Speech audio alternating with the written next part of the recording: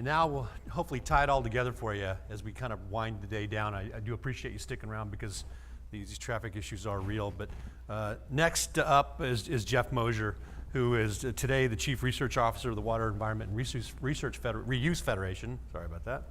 And can I just say that Jeff's my predecessor, and so he set a lot of this table for us, and I think a lot of what we're enjoying here today is a piece of it, is kind of is the fruit of Jeff's labor over the last decade. Great support from NWRI, its member agencies, and the entire water reuse community. But I really thank Jeff for setting the table for us here today and for making NWRI such a strong organization to come to work for. So thank you. I also wanted to say that what we were hoping for Jeff could do today was tell us how the Water, Environment, and Reuse Federation, or Foundation rather, is pulling together all of this research need into a coherent program that will allow the research to proceed on a timely basis in a way that can inform not only what California is doing, but also what's happening across the country. And working for a national organization that, like Jeff works for today, you can't have that single-minded focus that maybe someone like an NWRI can have over some period of time. They've got to think about the whole nation, and I know it's hard to believe, but not everybody thinks about these issues the same way we do here in California. So with that, please welcome Jeff Moser. Excellent. I appreciate it. Okay, that's a tall order. I don't know if I'm going to be able to do everything that Kevin described, but I do appreciate the invitation to come back. I've always enjoyed the Clarke Prize over the past 12 years, Jim, I think it's been. And I really enjoy my tenure at NWRI and the work that we've done. And I think a lot of it is getting more recognized and visible in terms of what people see and know about NWRI. And Kevin, thanks for keeping up all the good work. So what I'm going to do is probably give you more of an overview of where we're going from a research point of view. And it's because we're kind of in a transition. We've ended one sort of phase of research and we're going into another. So it's actually a good time to sort of take a step back, recognize where we are and where we need to go. Okay. So there is a rumor out there, and it is true, that WNRF is merging with the Water Research Foundation. I don't know if all of you know who these two organizations are. Water Research Foundation has traditionally done drinking water work. WNRF was the merger of the Wastewater Foundation, WRF, and Water Reuse Foundation. And a lot of these issues are merging. We've recognized that in a research point of view, and so as a result, we're going to merge, and so as of January 1, we'll be one organization. Most of the details are on this slide. There isn't much else to report, but I think you'll probably be hearing a lot more about what's going on there over the next couple months. So what I'm going to do today is talk about a little bit about WNRF, just have one slide, let you know what our research programs are. Really go back in history just a little bit to review DPR in California. We've talked about some of those things, but I just want to review them in terms of how it supports sort of from a research point of view, where we're going. The DPR Research Initiative, which took place between 2012 and 2016, and just talk about what was accomplished there, because a lot was accomplished, and frankly, I just want to take credit for it. Then the idea of where we're going to next. And so we have this new Advancing Polarise Initiative, and I'll give you some background on that in terms of the state of California's support for that in terms of a grant, some of the things we need to do, and how we're going to do it. And then last, I'll give you a little bit of an idea of some current projects, but it's a pretty short list because a lot of work still remains to be done in terms of projects moving forward.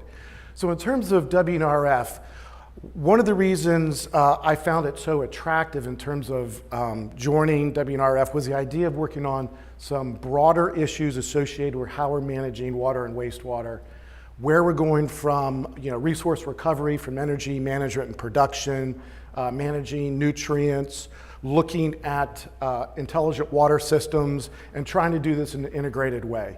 So the research program I manage covers all these areas, and I have a great set of staff that helps me work through them all. So it's very exciting.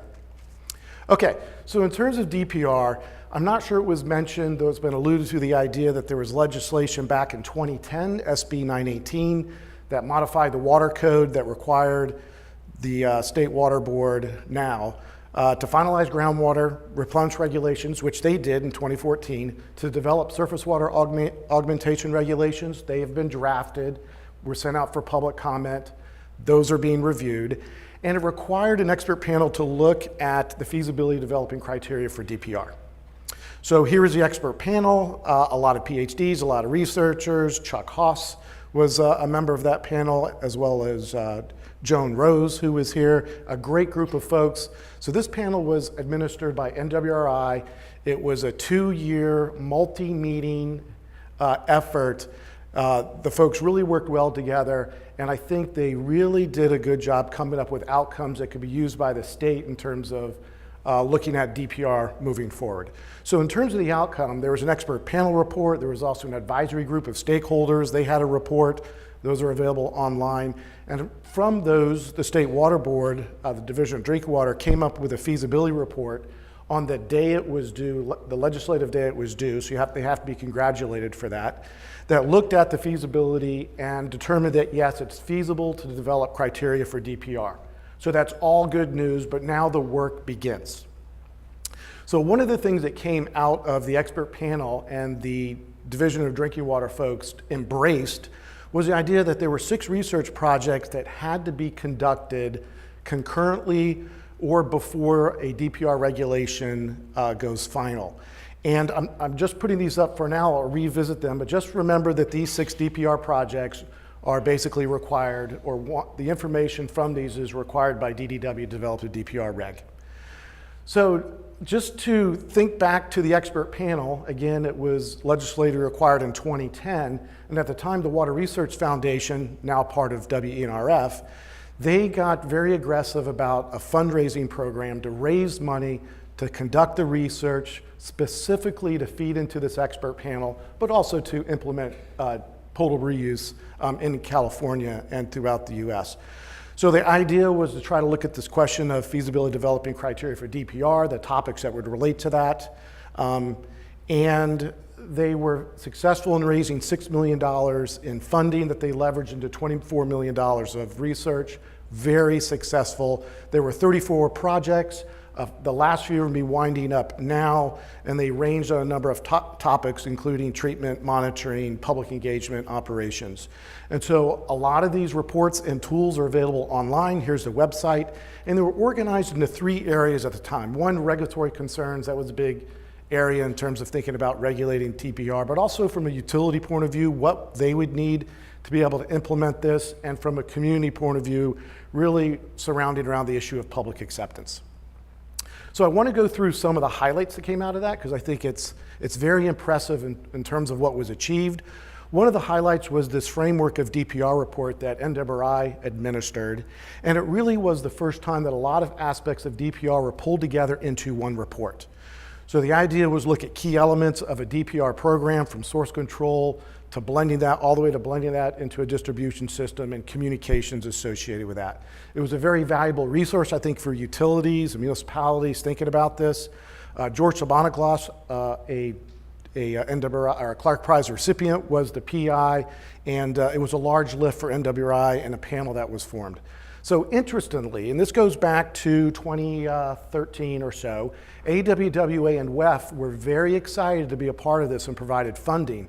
And I think that sort of demonstrates sort of the level of interest that's out there now in terms of DPR by these national organizations. And the report was published in 2015, is available online. So a couple things came out of that I thought were important. So on the left was the idea that there are components of a DPR program that are multifaceted. There's technical, regulatory, and public outreach components, and you have to do all 3 as part of a DPR program.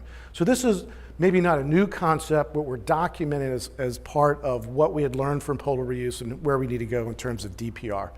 The one on the right was the idea that there's multiple barriers, but they're not just treatment. There's operational and management barriers, and all these taken together is what's going to ensure the safety of DPR.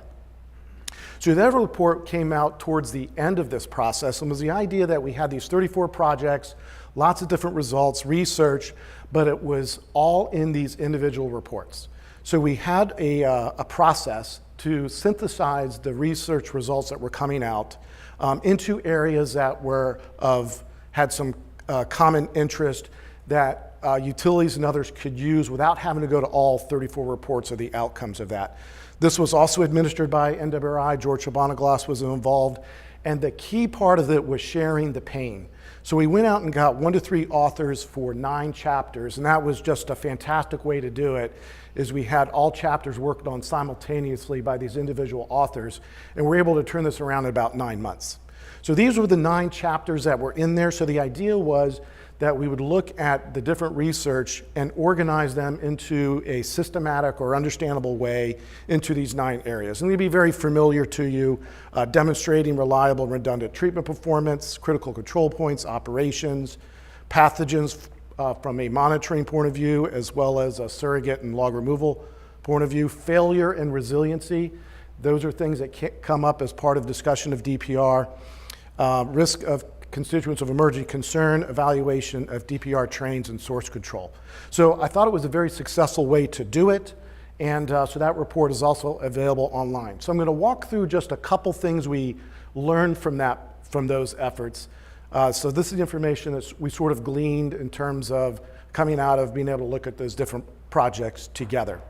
So the first one, and the expert panel focused in on this quite a bit too, in terms of thinking about DPR. It's not even the same as IPR. You know, the IPR, you have an environmental buffer that gives you a lot of benefits. But when we think about DPR, we have to think about resiliency and reliability in the sense of the treatment train to adapt to failure and provide consistent public health protection. And so I say this a lot. I don't know if it's caught on, but DPR is going to be different from IPR in terms of its monitoring, in terms of its operations, and we don't know exactly what that looks like. And I think this is what the California regulators want to work out. Another area that came out as part of this was the use of critical control points. So this is something we stole from the food industry, of monitoring at places where you could have a significant or a reduction in risk associated with the unit process, and the idea is to monitor that process in a real-time point of view so you can assess the performance of this, to give you assurance that if you're within these specifications for each unit process, you can be assured that you are getting safe water produced. I think this is very powerful. Brian, this is not compliance.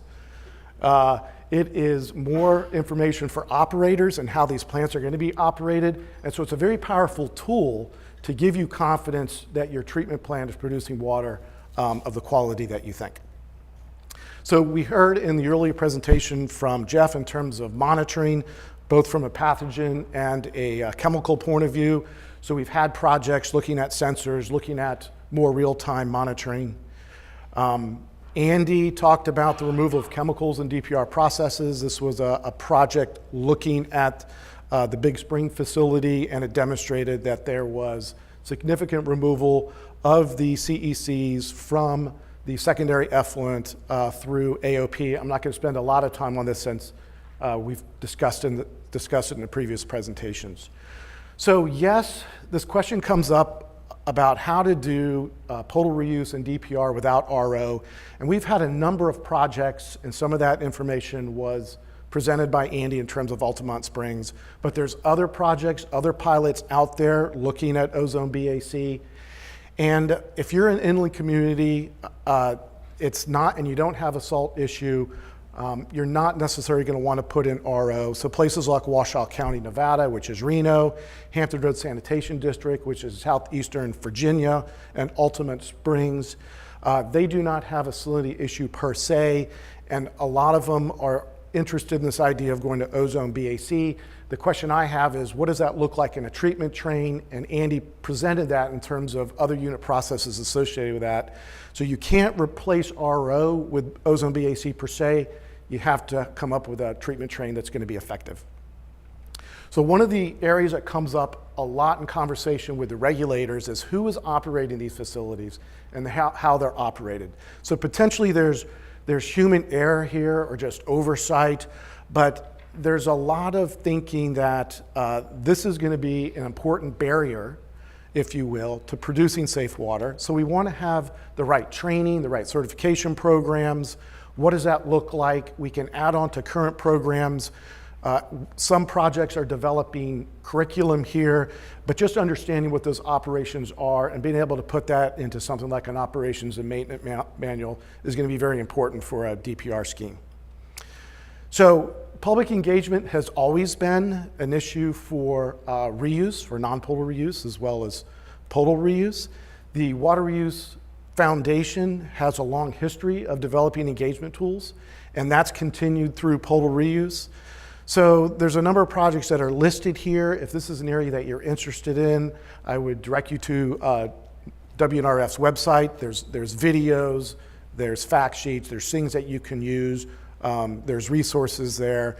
There was one large project, 1302, that was looking at developing a lot of tactical information or specific information for utilities. And they learned a lot of things in that study. One is that you need to develop sort of a story. And one thing that we learned is if you are demonstrating there's a problem that has to be resolved, customers get that and understand that. And so key messages are important there, identifying key leaders. There's a lot of good information in terms of managing those type of programs. We also learned in terms of education, that if you go out and talk to the public about how IPR works or DPR works in terms of treatment, monitoring, they get it, and where initially there might be more opposition, just a little bit of information goes a long way and that can be turned around. So now we're at this transition. We've had the expert panel, the state came out with their feasibility report. DDW has to think about how they develop regulations. So where are we today? So there's still a very strong interest in potable reuse in California. So groundwater augmentation is still going to happen, surface water augmentation in San Diego and other places. And there's a lot of interest in DPR because of the flexibility and benefits it gets you. So it's not going away. People want to know how to do it. And that's why I think we see so much effort here. So the State Water Board had an outcome that it is feasible to develop criteria for DPR. That was December of last year. AB 574 was signed in October that established a deadline for initial DPR regulations of December 2023. So those would be raw water augmentation, so advanced treated water going through a drinking water facility.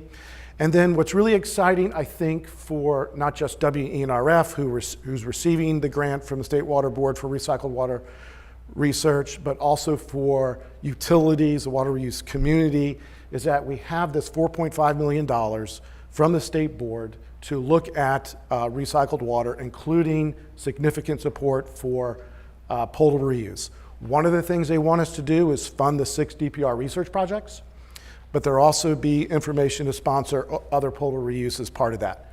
So in terms of next steps, the State Water Board, they awarded this grant to WNRF in June. The actual contract isn't signed, it's been approved. We're working with their Division of Financial Analysis to get that in place. We think it will be in place by the end of this year, and so we'll be able to start this program in January 2018. We've sort of divided this into 2 categories. So they're very interested in researching non-potable reuse, which we agree, there's a lot of opportunities there. So $3 million of it would go for potable, 1.5 for non-potable. And the goal here is to advance reuse in the state, address knowledge gaps, and assist in the implementation of reuse projects. It is a partnership between the State Water Board Division of Water Quality as well as Division of Drinking Water. The recycled water regulations come out of Division of Drinking Water, us, and the Water Research Foundation.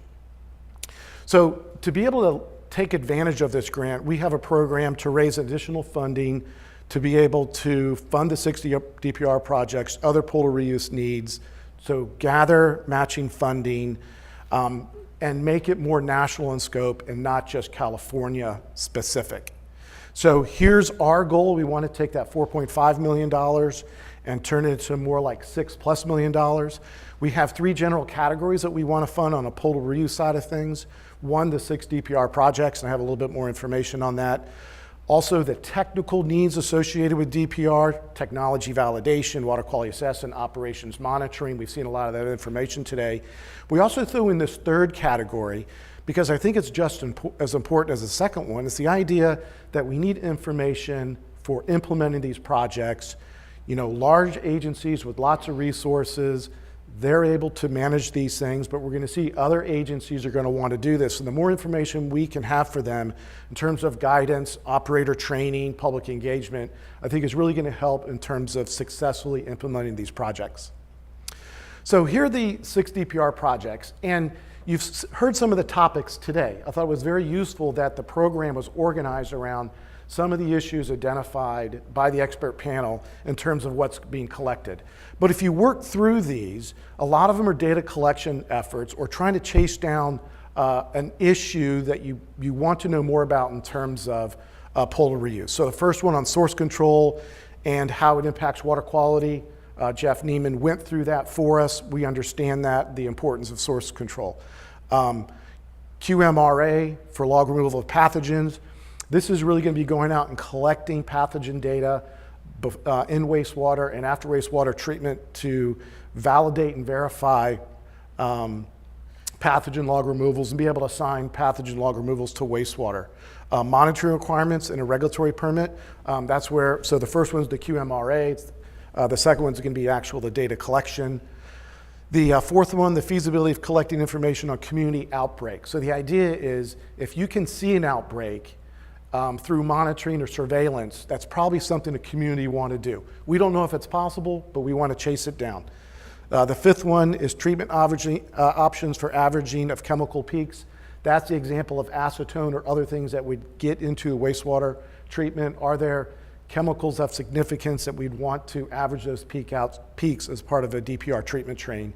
And the third one, again, it was alluded to, the idea of chemical compounds and trying to figure out what those unknowns are through a technique called non-target analysis.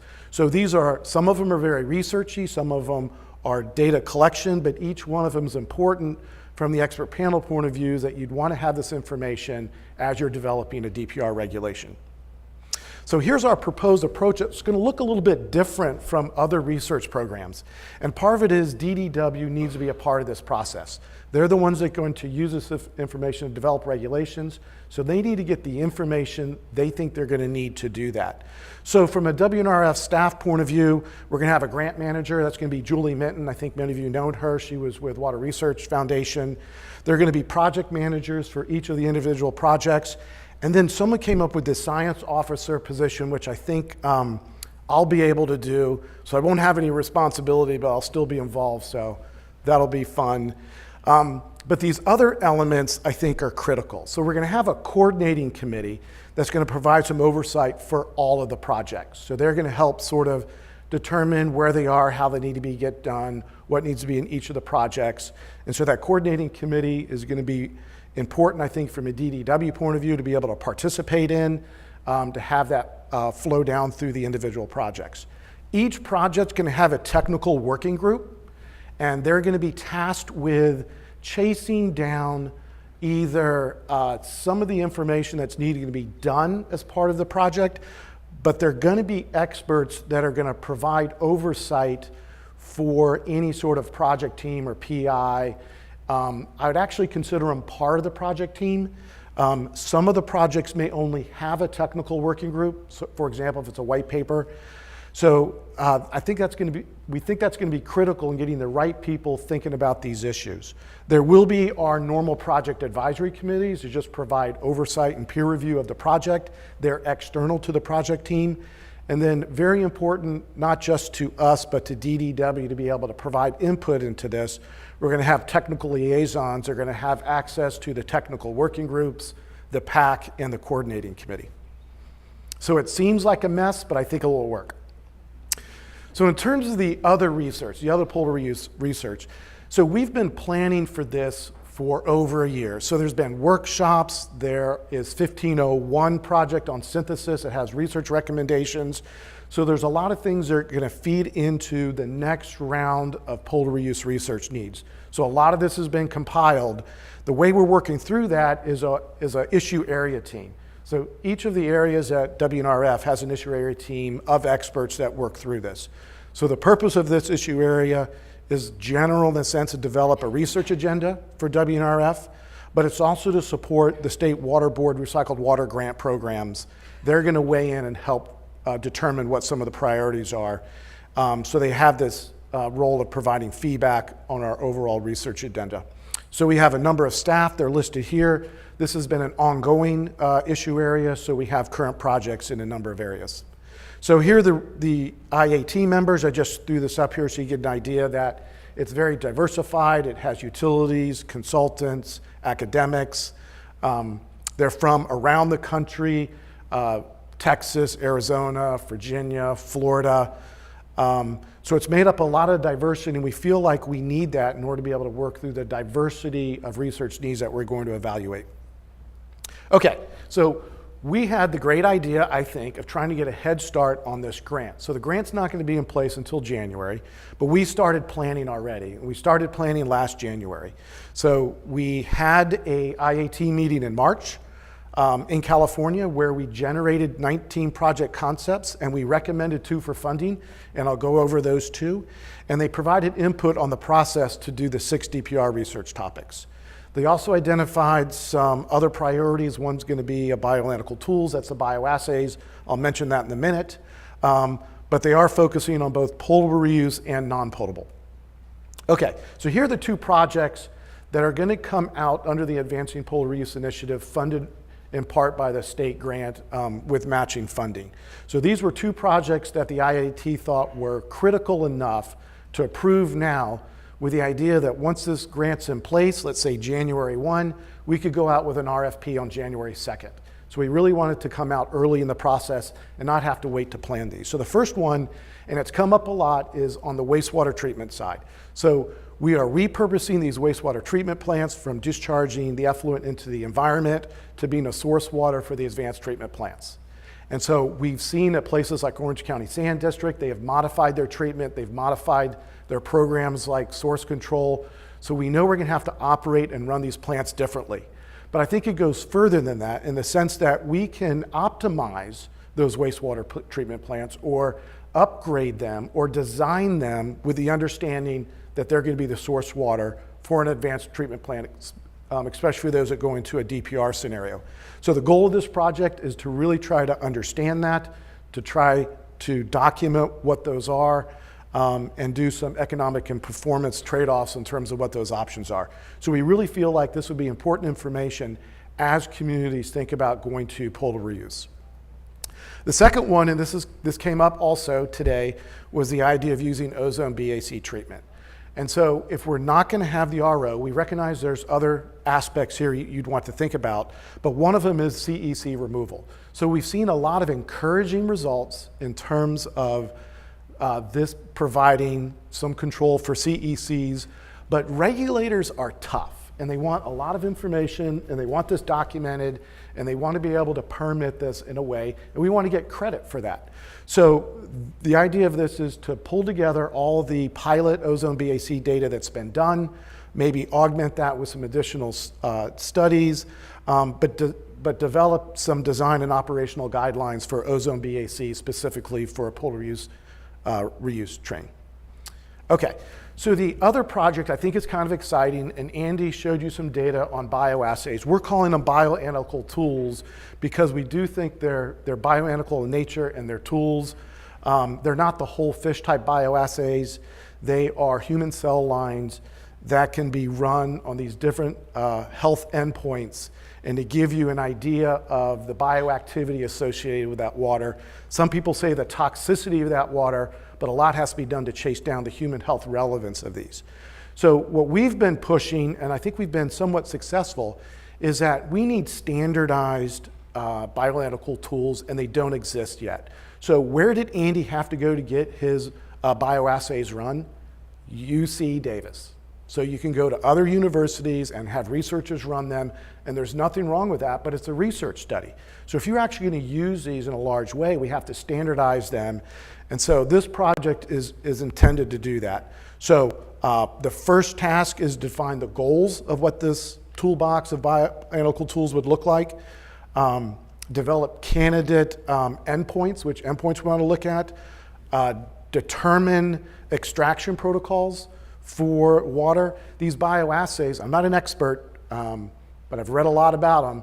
So the bioassays were not necessarily done for a water matrix. So we have to figure out how to come up with a sample that can be run for the bioassays that represents these different water matrices. And we want to optimize or standardize those bioanalytical tools and then do round robin testing to develop it.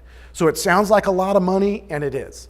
So the State Water Board wants to invest $1 million into this.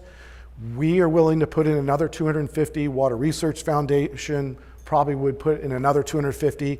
So a $1.5 million project where we would have different universities and the Metropolitan Water District develop these methods, work through these in terms of this project. So we're really excited about it. We've always thought this was going to take a lot of money, and it's very useful. We have these resources to be able to throw at it. And again, the outcome would be commercially available bioanalytical tools that either commercial labs could run or utility labs could run, and that can be used for assessing source waters, benchmarking treatments. The issue is how to interpret them from a human health relevance point of view. I think we can do that later on. Once we get a lot of data, I think we'll be able to do that. But there's a lot of issues associated with that, and we think this first project is where we need to go in terms of the bioanalytical tools. So one thing I do want to mention is that WNRF has a LIFT program, which is an innovation program looking at technologies. There is a new water reuse focus group. Mehul Patel of Orange County Water District is one of the co-chairs. And if you're a utility and you're interested in seeing some of the new technologies that are being out there proposed, I would suggest that you join this focus group. They review these technologies. There's a specific group of utility members to do that. And so let me wrap up in terms of what the next steps are. We're really excited about the grant from the State Water Board. Thank you very much. And we do want to chase down the Dpr projects, but have this broader polar reuse program. AB 574 established this deadline, so we are on the clock right now. And the last thing I'll mention in terms of research needs, we have a link that if you have research ideas, you can go to this link, submit your idea, and we'll get it into our process looking at reuse research under the two programs. So again, Kevin, thank you very much for the opportunity to be here, and be happy to answer any questions.